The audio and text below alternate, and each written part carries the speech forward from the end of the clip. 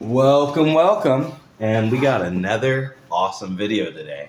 And today we're going to talk about how authenticity is key. This is Zoni with Pro-Lit-Fic, helping you be creative and living a value-aligned life to make the very best of the time we got. So today, authenticity is the key. Now, the biggest reason why this is such an essential idea behind what it is we're doing is because if you want to be a creative, if you want to write books, make movies, do art, it's really important that you know why you're doing it and what your motivation is. Now, it's very difficult to do that when you don't know who you really are. Now, let's talk about what real means when someone is or something is real. When you're real, right, it means that you are grounded in reality. But reality doesn't necessarily mean what we see around us in terms of physical reality, right? Because as we know, reality is deeper than that. If you don't know, now we're going to talk about it. Now we're going to get some. So, reality consists of, there's many different layers, right? But as a human being, we fundamentally operate on third-degree reality.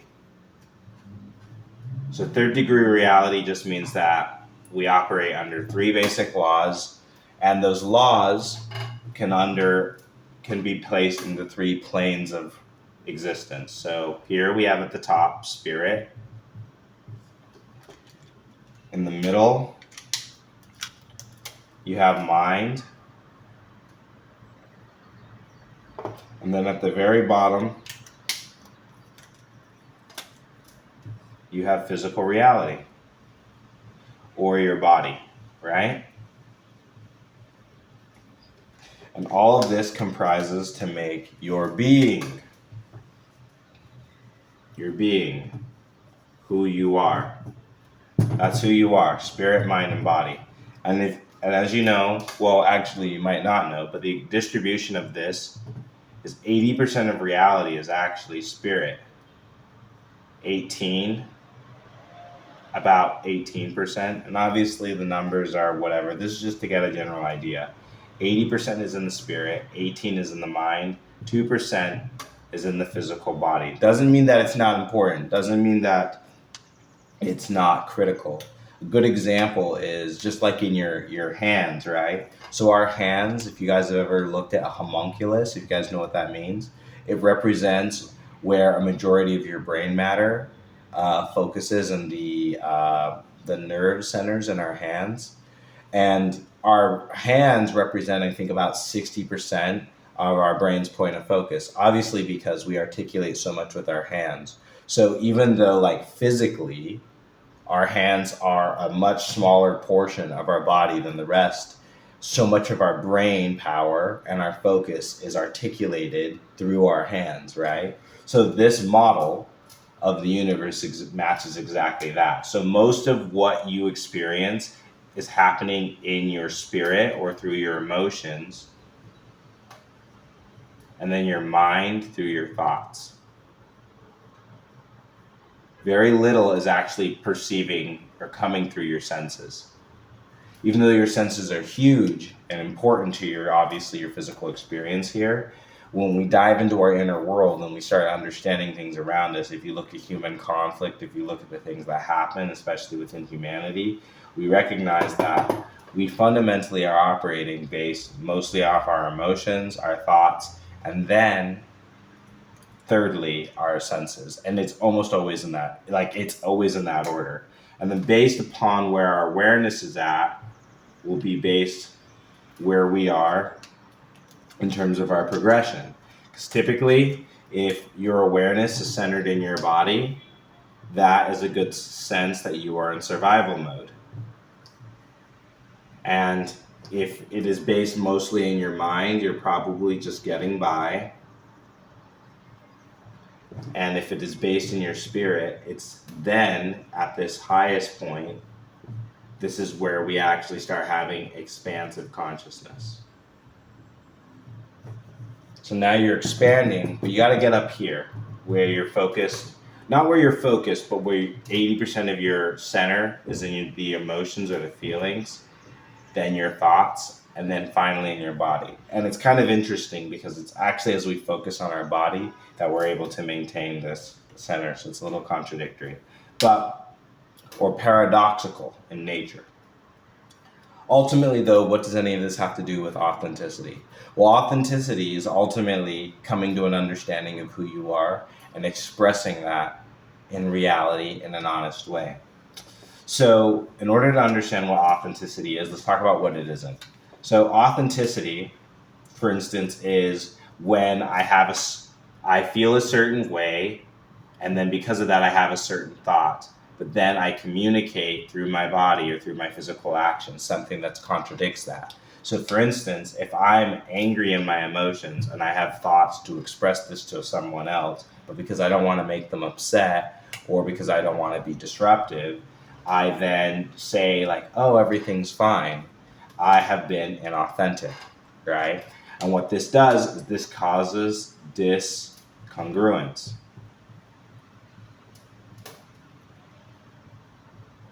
Or a disconnect, right? So hopefully all this is making sense. I'm going to erase this. But the idea is that when we are deceptive with others, we are then deceptive with ourselves. So that creates disconnect. And then through that disconnect, the spirit and the mind begin to fracture because they're separating now, right? So the spirit's going one way, the mind's going one way, the body's going another. So then your being is now being split in three different directions. And when the mind and the body don't get along and they start doing different things, we actually have a scientific, psychological word for it. We call it cognitive dissonance.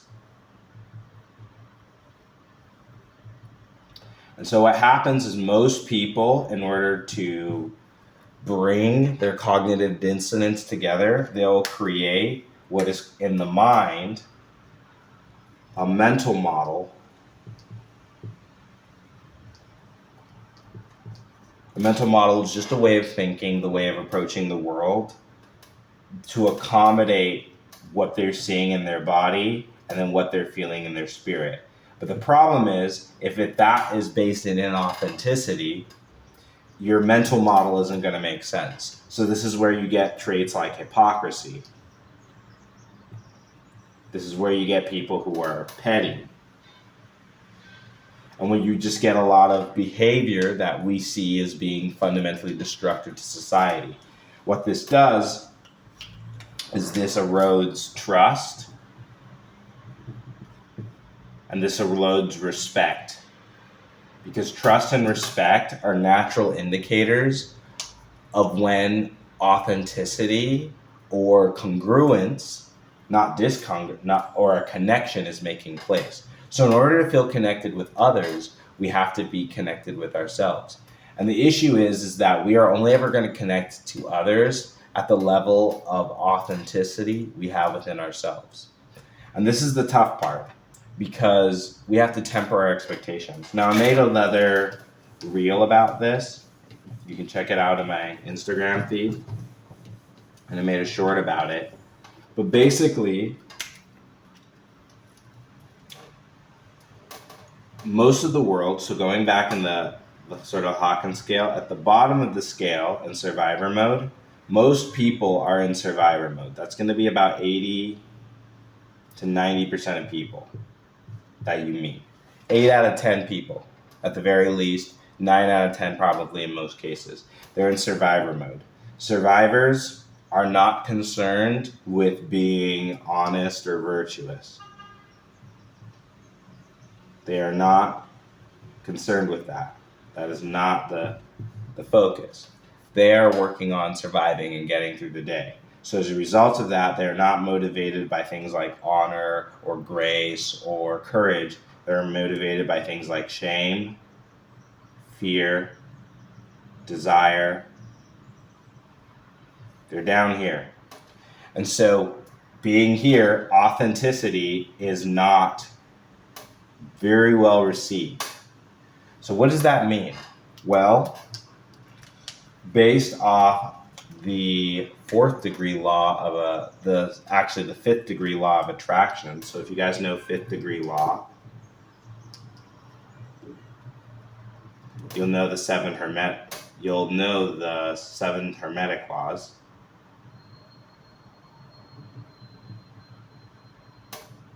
And actually at sixth degree, we have the universal laws. And one of the universal laws is the law of attraction. And the hermetic law is the law of vibration. Everything is constantly in movement and in polarity. What these laws tell us is that like things are always going to be connected to each other. So naturally, as we rise up the scale and we shoot for greater authenticity because we're looking for greater power, greater connection, greater capacity to express what we want to do at the highest level of that law. So once you get into this law, you're getting things like joy, peace, enlightenment. The only thing you can truly expect is that you're only going to connect with about 1% of people. So that means out of 100 people, there's about 1% of people who are going to really mess with you. Now, what's interesting though is about that 1% though, is that they're going to hold about 80% of the power. Because remember, going back to that Hawkins scale, in spirit, 80% of the power, 80% of vibration is up here. So if only 1% of people are doing that, most of the powers can be held with them. We see this naturally reflect in the economics of the modern world. We see this reflect in many industries. It's the Pareto principle, the 80-20 rule. And it's this idea is that authenticity will naturally draw and bring more power and creative expression to you. But through that authenticity, you are going to alienate most people because most people are surviving. So this is something that we have to come to terms with. And then in the middle, we have this little 9 to 10% of people who are getting by. And they're able to reason. They can accept things. And they might even be willing to grow. But ultimately, they have to either go up or go down because the middle is not a stable place. No one stays in the middle forever. It's a place of transition. So you're either transitioning from survivor up into abundance and expansion, or you're transitioning from expansion down into survival mode, right? But most of the time, if you're up here in expansion, you're usually just going to drop in the middle of getting by or comfort, the comfort zone right here. You're going to drop in the middle. And then at the bottom, then you're going to go up. Or if you shoot for comfort, your comfort is going to be at the top of the scale, but the bottom you're going to be here in survivor mode. And you see this all the time with people where it's like, if you don't shoot for excellence, your natural resting point is that you might find some comfort, but most of the time you're going to dip into survivor mode, and that's very fragile. This is a lot of people. So naturally, in order to move to the top, we have to set this idea of being in the highest vibration. And the way we unlock that is through authenticity, by being honest with ourselves and looking at where we really are and what's going on with our creative expression. Here, let me make sure that the camera is still functioning. Sometimes it turns off, guys. I only have so much space on my phone. Okay, so hopefully this is making sense. Put comments down below, and if you are a hopeful creative who wants to live a more authentic, value-aligned life that is sustainable, reach out to me and I can help you apply these principles so you can live a better, more focused life and a congruence with who you really are. Link down below in the description. So, and guys, comment, take notes if you have any thoughts or questions about this greater authenticity. because this stuff is super important. So the last thing I want to talk about in regards to this authenticity is what will naturally happen. It's this idea that life is a mirror. So I said, naturally, like is going to attract to like things. So one of the things that comes with being more authentic is you will have clarity, and then you will start having very real trials. Authenticity isn't always fun because now you have to start really dealing with things. You can't put things off. And when you're authentic, now you're moving towards them. But what's crazy is that you also get a tremendous amount of freedom because you're no longer holding on to the expectations or the ideas of others, right? You're now living up to your full self. You're being real with your identity. And so with that comes freedom. And like they say though, freedom ain't free. And the cost of that is you will now suffer alienation from everything that isn't authentic. And the level of alienation you will suffer will be directly proportional. It'll be directly proportional, which means it will match your level of authenticity. So as you are being and stepping more into your genuine self, expressing and embracing your freedom, everything that is not in line with that freedom, so that's any fake relationships, any hobbies you don't really like, any foods, anything in your state that is not compatible will now begin to leave your life. And what this does is this causes a lot of pain because sometimes the reality is by being authentic, we then begin to confront parts of ourselves that we didn't necessarily ever want to. And it's kind of a weird place. I don't know if you guys have ever been in a time where you were feeling like maybe a little sick and you're like, man, I'm going to start working on my health and I'm going to start taking things seriously. So then as you started working out and building it, you started really feeling how weak you were. And it's only when you start trying to strengthen yourself that you realize how fundamentally weak and the cracks sort of in your armor were, the things that you're trying to solve. And it's by experiencing that pain in an authentic way, right? By going into those emotions, those feelings, that now we're stepping into the reality. I know for me, something that has been a big challenge for me is when I started trying to work out and build up my body after I had been injured. Part of being authentic expression was recognizing that my body wasn't the same as it was before and that I wasn't as strong as I used to be. But I could keep imagining myself as being someone or something that I wasn't. But eventually, to have to work through that, I had to start letting that trickle from my emotions, from my thoughts, down into my actions. And it was only then that I started to see that I was actually a lot weaker than I had been before. Confronting that was very difficult. And that was one of the reasons I had procrastinated working out so long, because I didn't want to feel like I was weak. I didn't want to feel the weakness that had come as a result of my injury. Now, this is not just for physical injuries. This can also be for mental and emotional trauma as well. So these are some of the drawbacks of having greater authenticity, is that now we're having to face things. Now we're having to be more authentic with what it is we're experiencing. And remember, real results, real progress also means real pain, real sweat, real suffering. But it's only through that reality, that genuine experience, that we're able to move forward and actually get what it is we're looking for. And so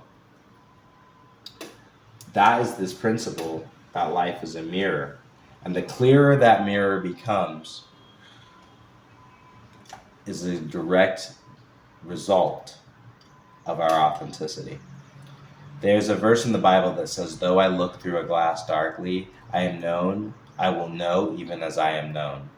And the idea behind that is that as we step more deeply into our authenticity, and recognize our true identity as human beings is to love and understand each other, we begin to see not only ourselves, but others more clearly.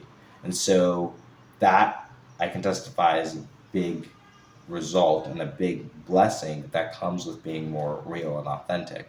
And then as I've stepped into this role of being more authentic and being true to myself, being willing to teach, being willing to fail publicly and do the things that I want to, I've come to see myself that, in fact, authenticity does create this sort of pain and disconnection from the things that you thought you previously identified with. But what that does is that creates an opportunity to grow and to become who you're really meant to be. And so, life is a mirror. So now, if you want to say like, well, how authentic am I? I'm going to give you a really, really easy question. Starting with your relationships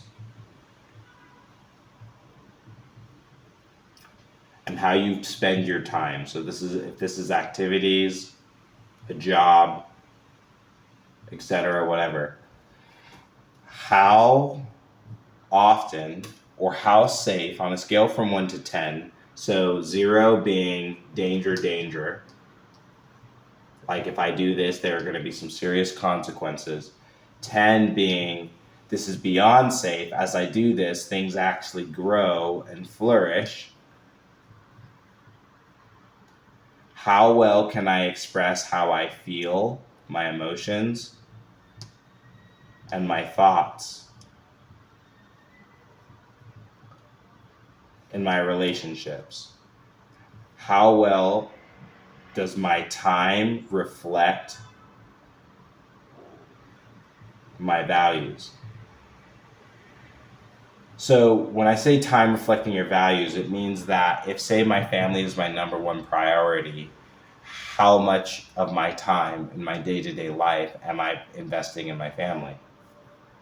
And that's also with your activities. Ask how much of my time and my life am I investing in the things in accordance to their priorities. So if your number one priority is your number one use of time, all the way down to 2 and 3, then you are deeply authentic. But if you notice that in reality, I don't really spend a lot of my time on the things that I suppose are important to me. And if you're like, well, I don't even know what's important to me, or I don't know my values, then there's your answer right there. Because if you don't know your values, you're not authentic. You can't be authentic. You don't know what you care about. And so part of authenticity is having awareness, because without that awareness, I promise you, you are inauthentic. And you are definitely in that 80%. Because it's very difficult for people who are happy and expansive to stay so in this world without significant protection, just because that's the nature of our world, drives you towards suffering. Not without awareness, but it is possible to be happy. So ask yourselves, on a scale from 1 to 10, how authentic am I?